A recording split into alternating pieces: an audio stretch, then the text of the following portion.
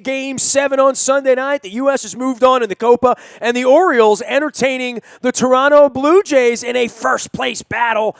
First and second and third. It's all up for grabs in the AL East. Luke Jones joining us here live via satellite from beautiful downtown Shrewsbury, PA, and you will be eating some hot dogs, drinking some beer, doing a little Oriole Park this weekend, but it was a mixed week, right, Luke? I mean, the Ravens in real shells and real helmets and some semblance of some real football out in Owings Mills this week, right?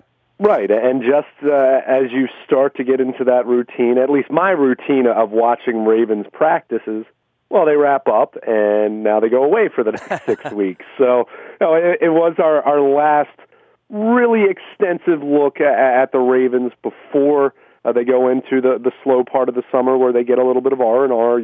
Certainly players still doing work in terms of working out and players rehabbing from injuries and all of that, but our last opportunity to see these guys before training camp. And as I noted to you when you were out in Owings Mills on Thursday, it's tough to really get a great read on this football team when you've had so many players missing from the field. But I think the big story on Thursday, beyond John Harbaugh responding to the national perception that Eugene Monroe was let go because of his stance on medical marijuana. To me, the big headline for Ravens fans now was that Joe Flacco reaffirmed that he expects to be on the field on the first day of training camp. In fact, said his biggest priority... Did you ever doubt?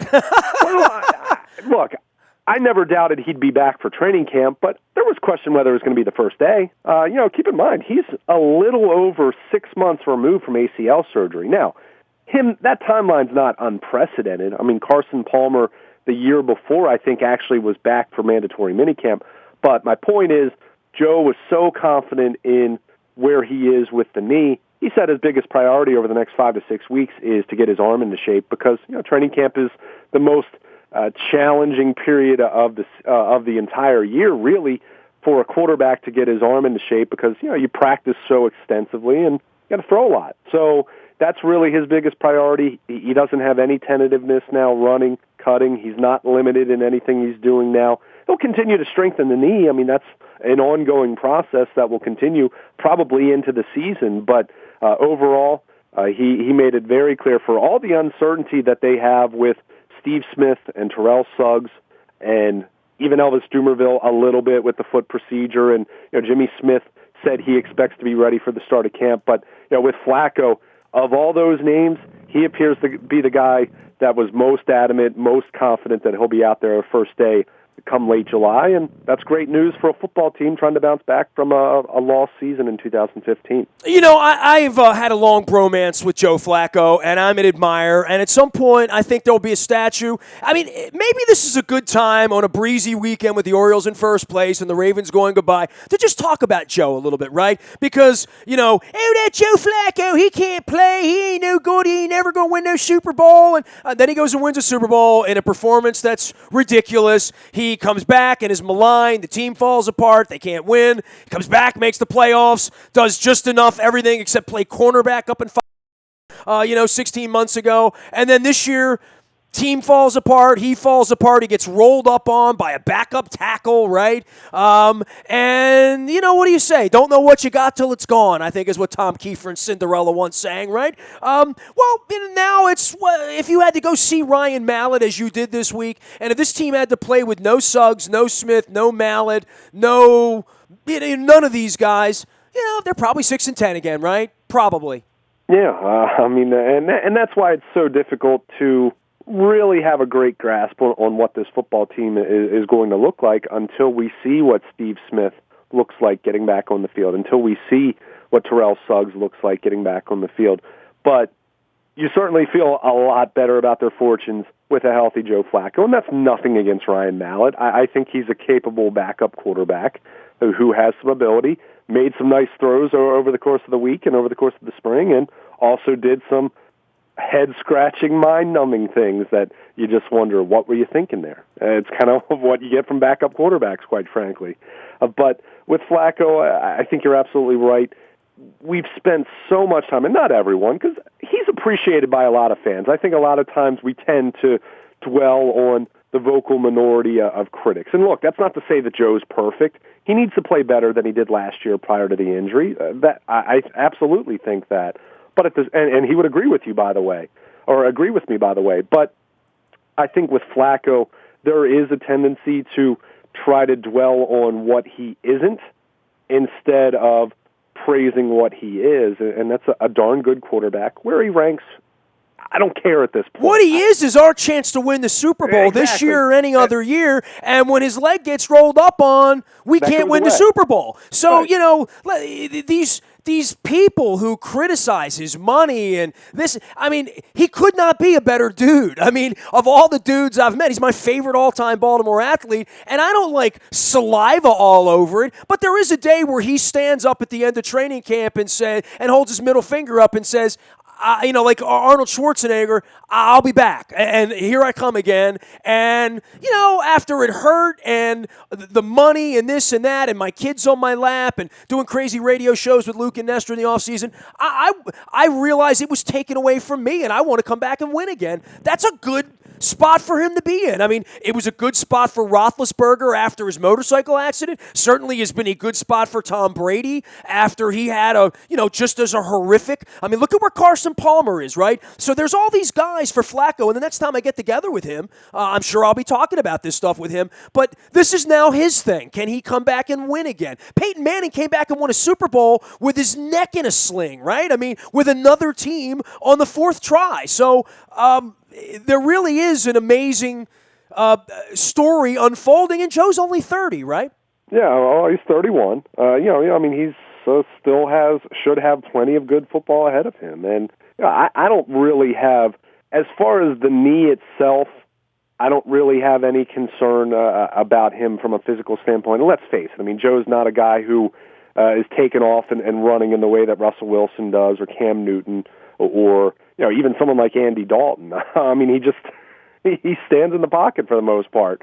He can move when he needs to, but that hasn't been a big part of his game. So I think from that standpoint, he's going to do what he needs to do from a physical standpoint. The big question will be coming back and what this looks like from a wide receiver standpoint, what this looks like from a tight end standpoint. There's plenty of options in both regards.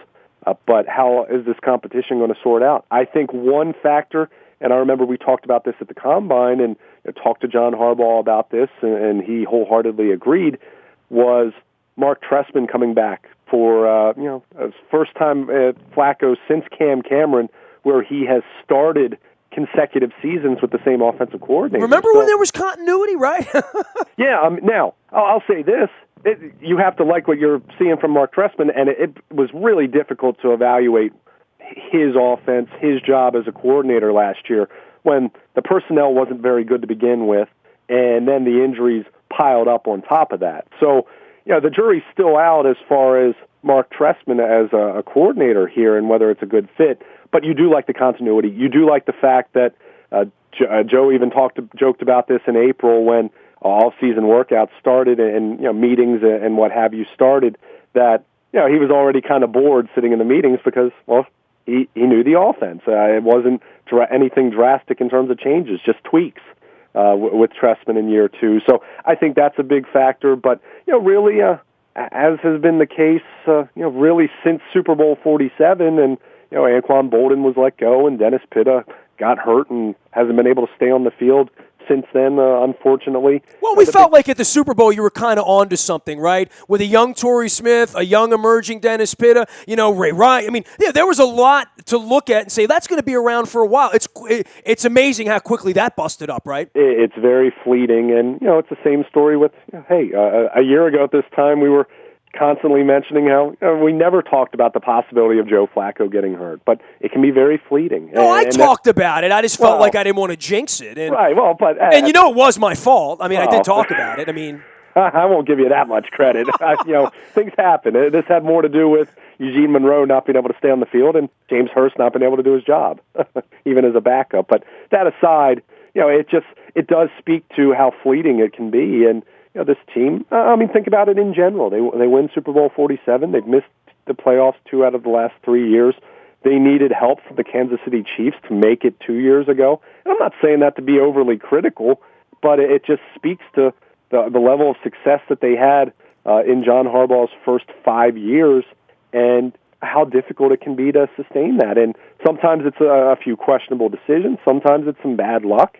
Sometimes, it's just not in the cards for you. And, there's no rule that says the Baltimore Ravens or any team for that matter, that it's their birthright to be in the playoffs every single year. It's something that you need to appreciate. So, with Flacco coming back, you feel a lot better about it. I mean, let's face it, last year, not that they were going to make the playoffs anyway or make any kind of a run because we know how the season started, but it was goofy after Flacco got hurt. And I don't mean that with disrespect to Mallett or Matt Schaub or Jimmy Clausen. Well, it's not a real team anymore. It's just a patched-together thing, right? Yeah, I mean, it's just something that, it's kind of wacky. It's like glorified preseason football. That's how the final 6 weeks felt because you knew, okay, you might win a couple of those games, but you weren't going to make the playoffs. Winning those games anyway were only going to hurt your draft pick, so you kind of feel conflicted as a fan in that regard. So, but now with Flacco back, even with other question marks, and this team has plenty of question marks.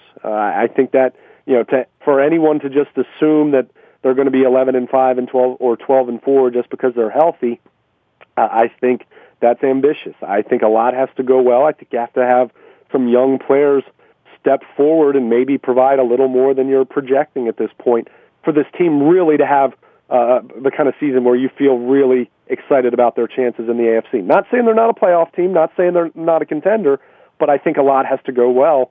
That starts with the health of number 5, and based on the fact that he's going to be there for the first day of training camp, that's of the utmost importance, and then you start to figure out the details after that. But we say this all the time, you don't have a quarterback, it doesn't matter. The Ravens do have a quarterback. Where he ranks among the elite of the elite or first-tier, second-tier guys, whatever, we know he can win a Super Bowl, and that's all that matters, and having him healthy makes everything else, every other problem they have, seem a little less concerning because you do know you at least have the quarterback thing figured out. Luke Jones can be reached, Baltimore Luke, on Twitter, as well as Luke at WNST.net. I am Nasty at WNST.net. We'll be around watching the Blue Jays and the Orioles all weekend. We got NBA Game 7 on Sunday night. And, of course, I'm all geeked up about Copa. I'm not, rooting against the U.S. or against Venezuela. I'm just assuming Argentina is going to beat them both, and I'll actually get to see Messi play next Sunday night. Luke, I want to ask you about this because I have, we talk about bromances and man crushes. The Messi thing is fascinating for me because, I don't watch, any European soccer. I watch World Cups. I keep an eye on it. I'll watch a Champions League game if there's nothing else going on a Saturday morning and keep half an eye. And I have a lot of friends on Facebook who really watch it the way we watch the NFL or baseball. And Messi's one of those guys he's the best player on earth, kind of unquestioned. And there's part of that greatness that he's only going to play 12 or 15 games ever on this continent, right? And about 4 years ago, there was a friendly in the Meadowlands where Argentina played Brazil, and I tried to talk my wife into going. And it's one of those things I still wag my finger at her and say, I should have gone that day. I should have just left you home, and I should have gone. Messi scored 3 goals in that game against Brazil, and it was just a kick around or whatever. But these games matter. For you, is there anything you regret or something you could, sports-wise? Have you seen LeBron play? I have not. I have not been in a building with LeBron, but I was in a building with all the rest of them. I mean, Magic Johnson, Kareem, Bird, Dr. J. I mean, I saw all those guys play. Moses Malone, all those. There's been no athlete, modern American athlete. And LeBron, look, I won't let it come and go unless something tragic were to happen. I will see LeBron play. But I saw Shaq play. I saw Magic play. All of that, right? Or Michael Jordan, all those guys of that era. Karl Malone. I went to all those games at the Capitol Center. And I'll get to LeBron, but I'm not a LeBron fan. I'm not, it's not like I got to get all worked up on a Tuesday night to go watch the Miami Heat or Cleveland play the last 10 years. But it's on my list. I don't want to let it get away that I never see him play. I mean, I saw Kobe play, but Messi's one of those guys because he never comes here. I saw Beckham play. I saw Beckham bend the ball down at RFK Stadium about 20 feet away from me, and I thought that was something magical about that. What do you got on your list, man? Yeah, I'm trying to think. I saw Jordan play, albeit it was with the Wizards his final year, and it was interesting. It was the first time I saw him play, and it was his last great game. He scored, I want to say 44 points. I don't know if that's exact, but it was his last great, I believe it was his last 40-point game because, he was okay with the Wizards. We know he wasn't the same player, of course, at that age. So I saw him. I saw LeBron. This was the summer of the lockout when they had that barnstorming game at Hill Fieldhouse at Morgan. I saw LeBron play in a pickup. That was a pickup game, which in some ways that's crazy. I think is that's cooler awesome. than seeing him play in an NBA game. Now, seeing him play in the finals, okay, that would be a little bit different maybe, but that was such a because Melo was there.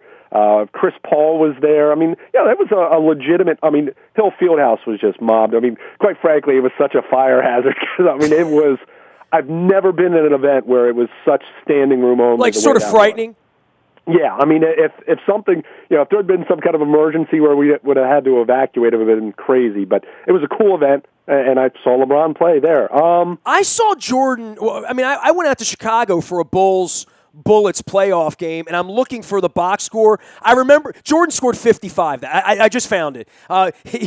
10 for 10 from the free throw line, 22 of 35. Pippen, Harper, Longley. That's when the Bullets had Howard and Calbert Chaney, Strickland, Weber. Georgie Murasan was on that team. But I saw Jordan pour in 55 at the United Center, so that's kind of cool, Oh, no doubt about it. I mean, and that was the thing. Jordan was the special one for me. I mean, I'm trying to think. Off the top of I saw Bonds play when the Giants came into Camden Yards. I mean, regardless of how you feel about him as a person. I saw Hank Aaron play at Memorial Stadium in '75 with the Brewers.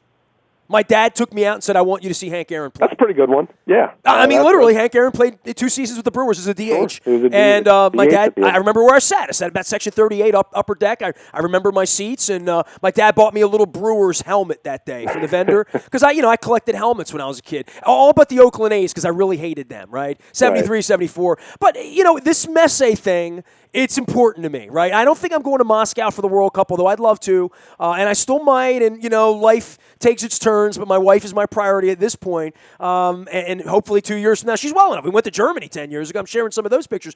But the Messe thing, if he's going to play in America, you know what I mean? Like, I really need to go see him, and I don't really want to see some crap friendly when he comes off the boat from Europe in one of these games where they go around and play in their socks, right? I mean, to see him in the final next Sunday, I almost don't care what it costs. I mean, I told Marty Conway the other day, I'm like, look, if I got to spend $50 more than I want to spend, and I don't have to get on a plane, and I don't have to buy a hotel and rent a car, I'm just going to chalk it up. I'm probably going to the Copa final next Sunday. My question is whether Messi's going to be there, and I guess that's what brings this thing full circle, because I know you're not a soccer guy, but like the U.S. won barely over Ecuador. They're going to play the winner of Venezuela and Argentina. I almost went to Foxborough on Saturday. So I'm like, Venezuela, I got a Venezuela, World Baseball Classic shirt. I'll wear that. I'll sport my Venezuelan colors. I'll go up, I'll eat some arepas and some empanadas and have some cerveza, and it'll be great.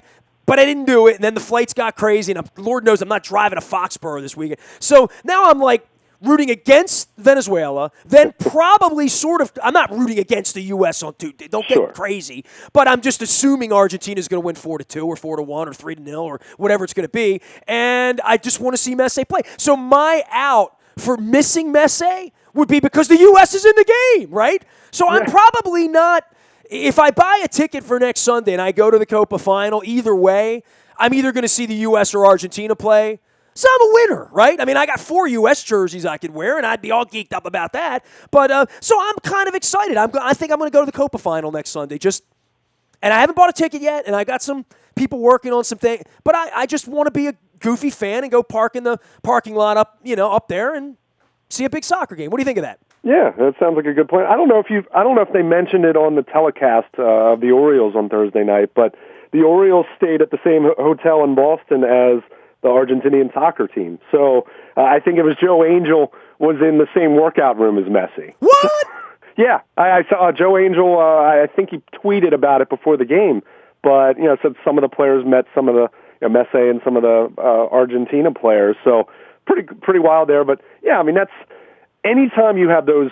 And it's not even a bucket list, because bucket list almost, okay, you go to a certain event, but to see certain individuals, you asked me the question, the one that kind of comes to mind, and look, I'm not a big golf guy, but Tiger Woods in his prime, and seeing what you know what? Yeah, I never saw him swing a club, seeing right? what he is now, right, I mean, clearly he's injured, and it wouldn't be the same.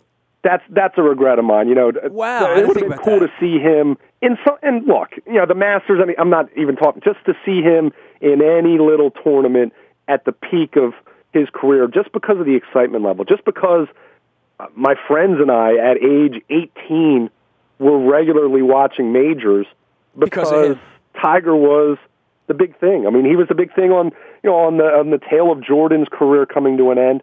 He was the guy in terms of a global athlete, clearly the most popular athlete in America at that point in time, post Michael Jordan. So that would be one. It's not something I lose sleep over, but as someone that really appreciated the dominance that he had for such a long period of time, that would have been one. Now, I don't have any interest in seeing what the golfer that formerly known as Tiger Woods, if and when he ever gets back on the course. But that's one that comes to mind.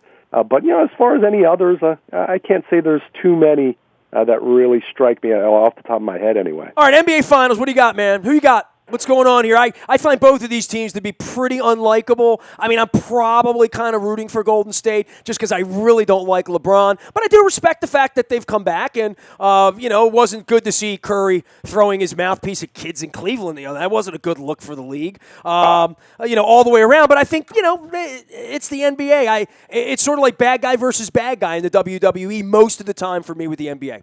See, I mean, I've warmed up to the NBA a little bit more the last couple of years because I was with you for a long time, not having much interest. But Golden State, what they did this year, 73 wins. I mean, that gets on your radar. I mean, yeah, I know. I mean, we were watching them play out in San Francisco. We were out there at Super Bowl. It was fun. Yeah, People were into it. They were. In fact, it was when they were playing the Wizards in D.C. Interestingly enough, but I think it's tough to go against Golden State because they did win 73 games. They're playing at home, but at the same time. This, what I started thinking of as Cleveland was blowing them out to force a Game 7 on Thursday night? I started thinking back to the 2004 Red Sox, and it's a different scenario because Cleveland was down 3-1, the Red Sox were down 3-0 to the Yankees in the ALCS. And look, anyone who wants to try to compare Cleveland woes with the Red Sox fans with a curse of lasting 86 years, that's a stretch. But we do know the history of Cleveland sports, and since 1964 with Jim Brown and the Cleveland Browns beating the Colts in the NFL championship. But there would be something crazy about if Cleveland finally gets off the schneid against Golden State, a team that set the all-time regular season wins record, and they were down 3-1 in the finals, and it was LeBron coming back to Cleveland. Regardless of how poor of a look the decision was, I never faulted him for leaving. I just hated the way that he did it. But him coming back and leading them back from a 3-1 deficit to win on the road, Game 7, which hasn't happened, I want to say since the late 70s, a road team winning a Game 7 in the finals, that would be a pretty incredible narrative. So I'm going to pick Golden State, but I'm not going to lie. I'm rooting for Cleveland to win. Maybe I'll get those Cleveland fans to shut up about the Browns. Well, it's going to be a great sports night. Either way, it's like a Super Bowl night coming now on Sunday, right?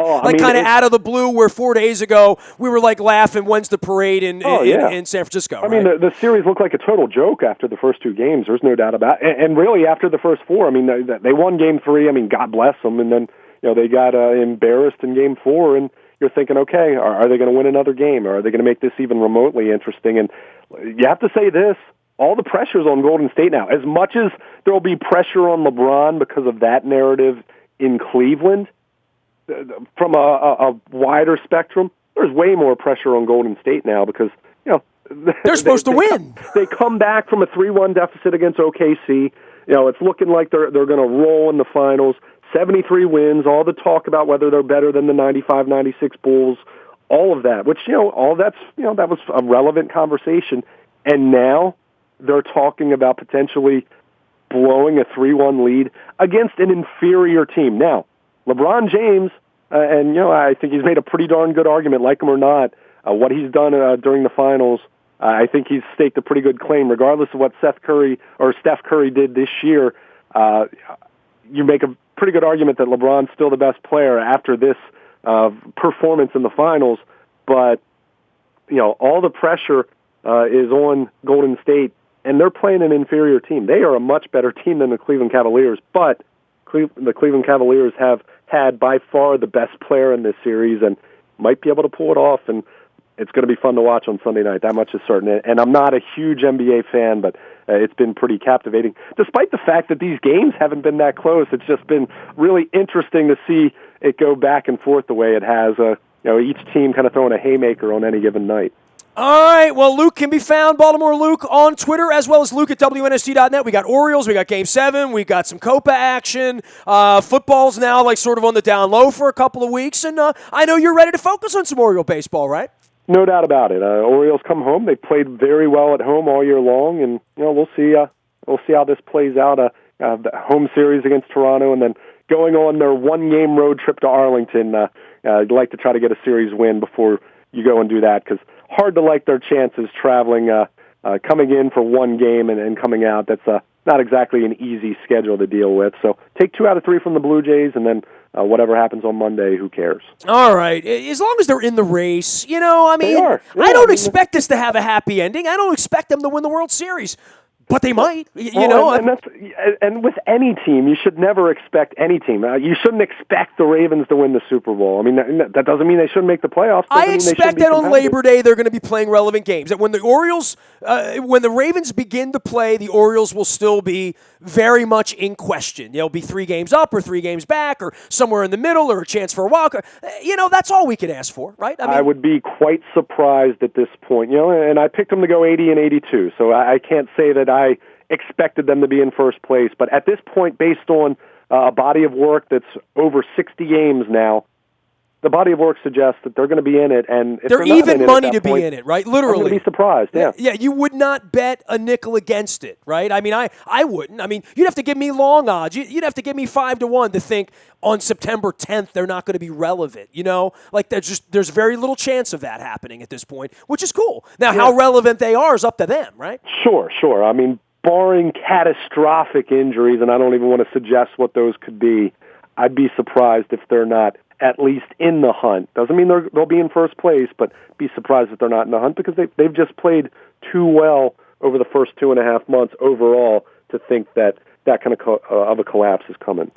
All right, good of everyone to join us out on Facebook Live as well as on our YouTube channel at WNSTV. We are streaming live now on video. You can see that I have the ornithologically incorrect hat on at this point. I got the cartoon, white panel, the Dempsey model, and I don't mean Clint.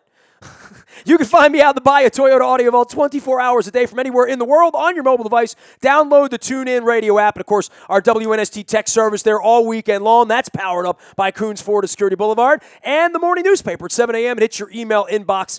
Powered up by Planet Fitness and PlanetFitness.com. Go get in shape. There's one right around the corner from you. Have a great weekend. We're here. We got plenty more to say. Stay tuned. We are WNST.net, AM 1570, and WNST Taos in Baltimore. And we never stop talking Baltimore sports.